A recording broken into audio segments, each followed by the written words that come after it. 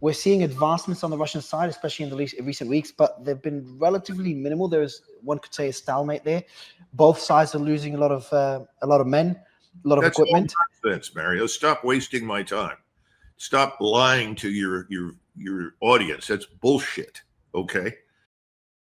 So Douglas Macgregor will have nothing of Mario Nawfal's argument that Ukraine is making more inroads toward Russia than the details on the ground suggest. And in this, he gets into what's to come from Putin's recent meeting with Trump, the ramifications of it, and who's going to walk away from this. Is there a chance of a peace or a ceasefire? We'll have to see. Let's get Macgregor's take. I can't wait to see how he combats Mario's argument here. Let's watch. Please like the video and subscribe to the channel. The Russian losses have dropped to single digits. Think about that. 60, 90 days ago, they were double digits. Ukrainian losses are continuously horrific. So this is the nonsense that people are repeating on their way into this discussion with the Russians up in Alaska. You have no chance of coming to any sort of reasonable outcome when you have distortions on the strategic level of the kind that you've just outlined.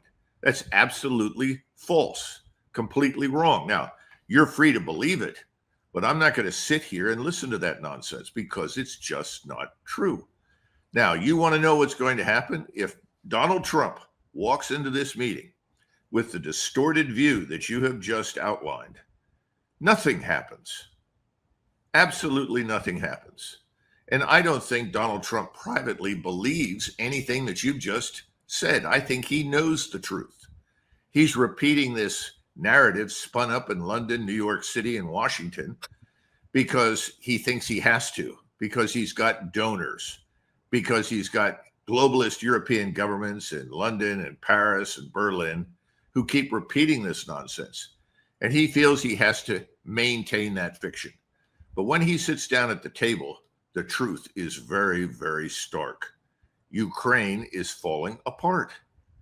It's crumbling. The Russians aren't inching forward at 1,000 meters a day. They're finishing off what is left of the Ukrainian army. We have always focused on territory. The focus of the Russians has never been territory.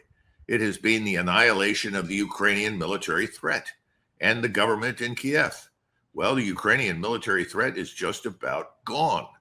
The best that they can do right now is beg, borrow, and steal whatever missiles the Germans, the French, or the British will provide to them, and then hurl them into Russia. All right, man, there's a lot to deal with here. So let's go topic by topic. At the beginning, Mario said there is some evidence of a stalemate here. You know, I'm not about dragging people through the dirt if they don't know this terminology, but in terms of military tactics and strategy, a stalemate is when both sides can't make decisive inroads against another. It's a deadlock, it's an impasse, but you can't say that about this conflict where Russia occupies about 90% of the Donbass. You know, there were times in which Ukraine punched through that, but this is not a stalemate. This is, you know, pretty dominant from the Russians, not to say that the Ukrainians haven't put up a fight longer than some people may have thought.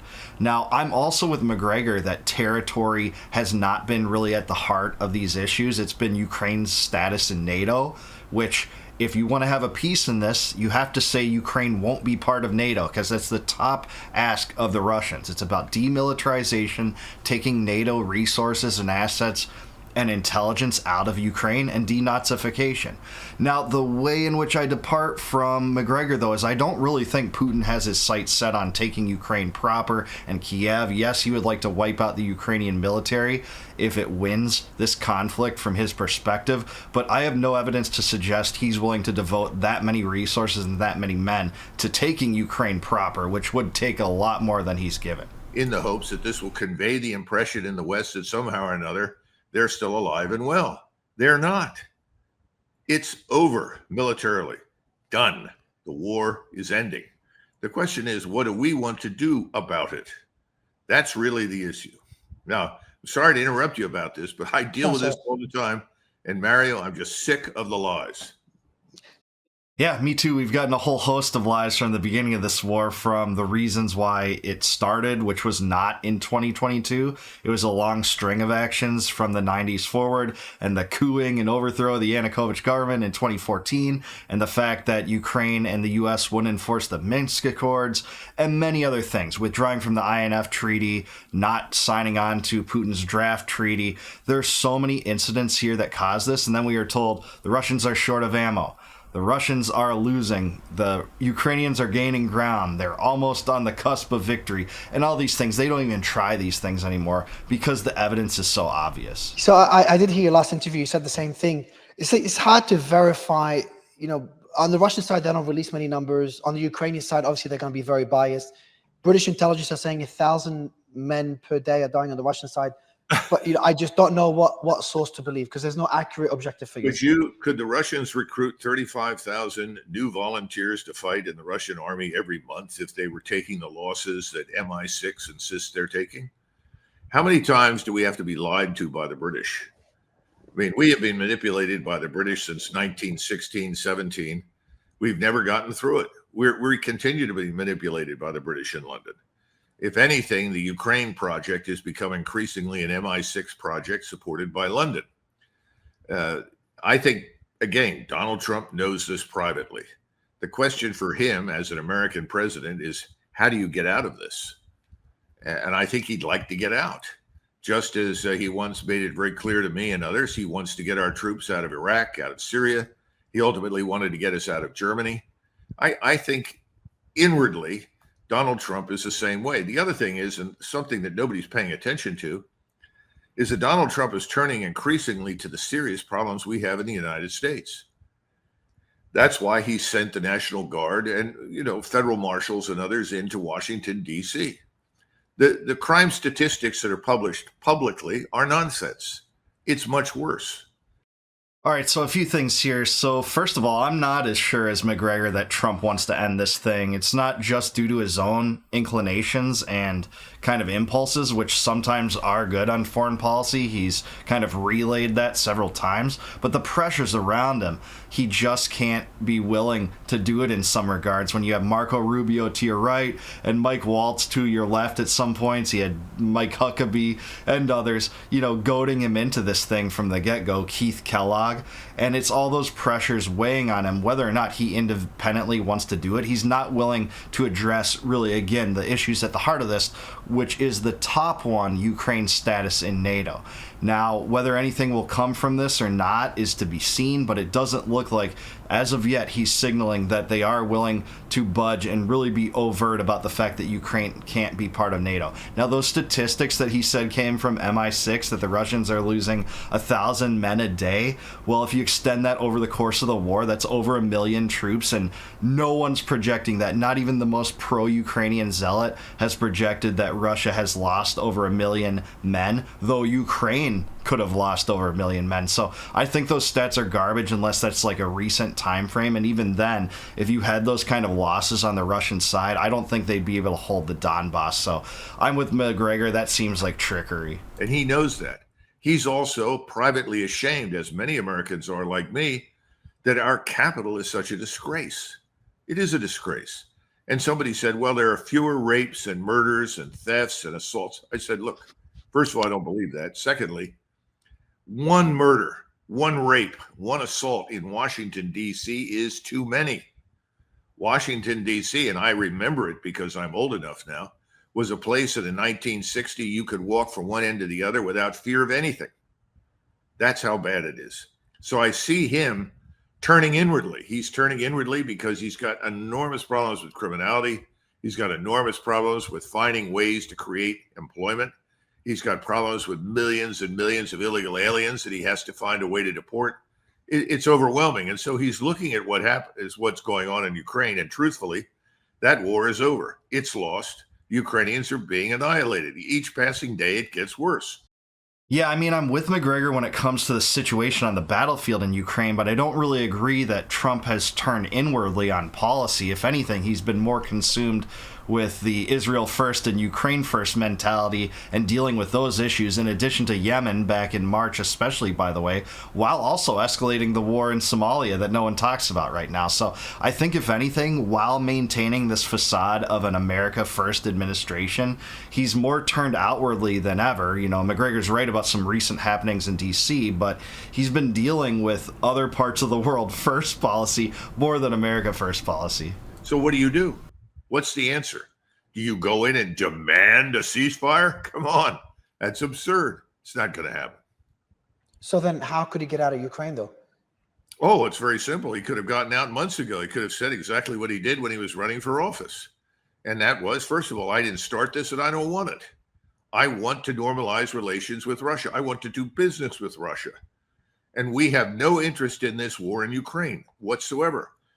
He did not create the design, the strategy for Russia. The strategy for Russia from the moment this began, you got to go all the way back to 2014, go back to the coup and Victoria Nuland and the gang and CIA and MI6 that engineered that. Everything was designed not for Ukraine's benefit. Nobody gave a damn about Ukraine. Ukraine was being weaponized.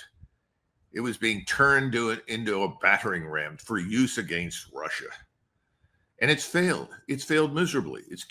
Yeah, no, I totally agree with him on that. That's the red-pilled true perspective that we were never given from the mainstream media, by the way, that the U.S. overthrew the democratically elected government of Ukraine and then had the gall to say, hey, we're funding Ukraine to support democracy. That's absurd. He's right. It was weaponized against the Russians for the purposes of empire building. Now, Trump was partially complicit in this, though, in his first term when he railed against the Russians for providing Snowden asylum. Snowden, the hero that deserves a pardon, by the way, by withdrawing from the INF Treaty, by slapping on new sanctions toward Russia, and funding Ukraine with $400 million worth of equipment, including the Aegis missile system and Javelin system that he sometimes still brags about, giving them more weapons than even Obama was willing to. And that was weaponizing Ukraine, putting offensive weapons into the country for the first time, including the Aegis system that can fire, H-bombs on the top of a Tomahawk missile. We wouldn't accept that in the United States if they did that to Canada. So he's right about that part, but Trump did his own part to, exacerbate the tensions a little bit.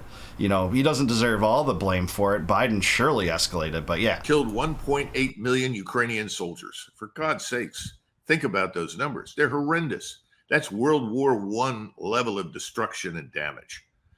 You can't survive that. And the Ukrainian nation may not survive this. That's how really bad it is.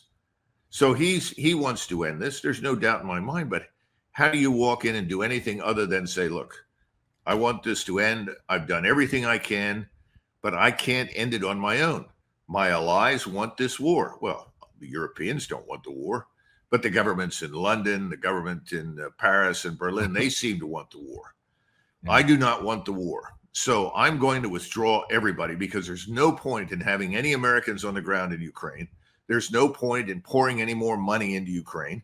We can't win this. This is over. The Europeans, of course, are afraid of that because they know that if we walk out, they're on their own, which is where they belong. They should be on their own. And it's not going to last long once they are on their own. I totally agree with that last part. So I mostly agree with Macgregor here. And you can say he was a little bit rude to Mario, but he's certainly true and right when it comes to that this is not a stalemate by any stretch of the imagination. Even if your definition or understanding of the term stalemate was loose, it couldn't be applied to this war whatsoever, where the Ukrainians have achieved what seems to be most of their objectives in my mind. I was never convinced that Ukraine proper was going to be taken down by the Russians, or the Russians even had that in their sights. They wanted to enforce in the last extent the Minsk Accords, which the U.S. and Ukraine didn't do. And what that was in terms of the Minsk Accords, there was two phases of it, 1 and 2. The second one came down in 2015. It was to grant the Donbas region political autonomy. They didn't want to be part of Ukraine proper. They were Russian speaking and culturally Russian. They wanted to be more of an autonomous unit, or a lot of people in those provinces wanted to be part of Russia, and they, explained that in the form of plebiscites and referendums that passed in 2014 and 2015. And for that's always been known, but Ukraine didn't enforce that. Angela Merkel from Germany said there was never going to be any intention of enforcing that. So that's at the heart of this thing. But Macgregor is right about the fact that they've lost. Ukraine has essentially lost the war. Whether Trump's willing to admit it and do what it takes to end this thing is up in the air, but he could end it tomorrow. He could have ended it his first day in office like he flirted with, and he said he would end it in 24 hours. Well, to do that, you can just disengage. And even if you come up with a deal unilaterally with Russia to end this war and Ukraine doesn't want it, you can have the deal with a stipulation that, well, if Ukraine doesn't want it, we're out of here. So Zelensky, take your pick. Do you want this deal on the table now, which is worse than Istanbul, but it probably will get worse if we stop funding you? Or do you want us to just hightail it out of here? That's the choices that Zelensky could be left with if Trump was serious about this. I'm not convinced that he is. I'm much less convinced that he's willing to end this thing than Macgregor is, because the pressures on him are enormous from the neocon establishment, from the military-industrial complex, etc. These lobbies exist regardless of political elections, regardless of who becomes the president. These bureaucracies in the deep state remain to have influence over our lives and our foreign policy, regardless of who we elect. And if nothing else, we've seen Trump act in manners that in some ways are more bellicose than neocons at times. And, that's unfortunate, but that's just the truth. I think we have to admit that now. A lot of Trump supporters have admitted that now. I've always thought that to be the case. I'm not gloating about this. I would welcome people that now admit that with open arms to say, hey, this is wrong. We have to get off this Israel first and Ukraine first bandwagon. But this was an interesting discussion, and we'll have to see what comes out of this agreement. I don't think that it will produce a peace, because none of the reports coming out of this suggest that the issues critical to this conflict are being even discussed, like Ukraine's status in NATO, demilitarization and denatoization of Ukraine, denazification of Ukraine, removing the paramilitary groups and the Azov regiment, which are Nazis, and they're, I guess, according to our mainstream media, they're the moderate Nazis that don't matter. You can just fund those, but yeah, your neighbor might be a Nazi and part of the alt-right domestically, and he should be hated for that. That really was the line they were going with, especially after, Charlottesville in Virginia. The alt-right had so much power over America, and everyone was a potential secret Nazi in waiting. Whereas, these Nazis over in Ukraine, we can just funnel them as much money as we want out of the U.S. taxpayer dole. That's what they went with. But anyway, here we are. Let's see where this goes. Even if you thought Macgregor was a little rude to Nafal, and maybe he kind of was, I think he was accurate for the most part. But let me know down below. Do you agree with Douglas Macgregor? Is this war effectively over on the battlefield? And will any peace of any kind come out of this conference in Alaska between Trump and Putin? Let me know in the comments below. Like the video, subscribe to the channel, subscribe to Mario also. Really appreciated his conversation. Sometimes I appear in his spaces on X where issues like this are discussed, so I appreciate him for hosting those. Please also consider becoming a YouTube member. If you click the join button below, you can get access to all my videos, including the members only videos, before they go live to the general public on YouTube. And until I see you guys next time, no more war, no more debt, no more inflation, and no more empire. Peace out, guys. Catch you in the next one.